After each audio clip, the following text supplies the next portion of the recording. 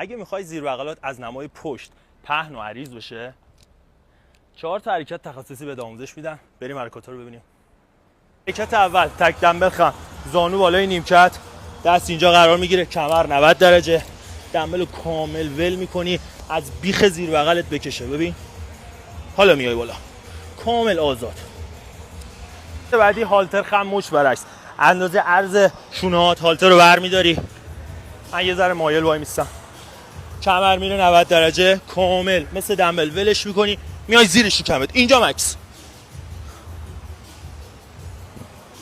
حرکت اچ وزن آزاد، دست بازشو میگیری، بازترین حالت اینجا، بازتر میدی کامل عقب میکشی اینجا مکس. پشتتو منقبض کن، این باعث کلوف شدن پشتت میشه.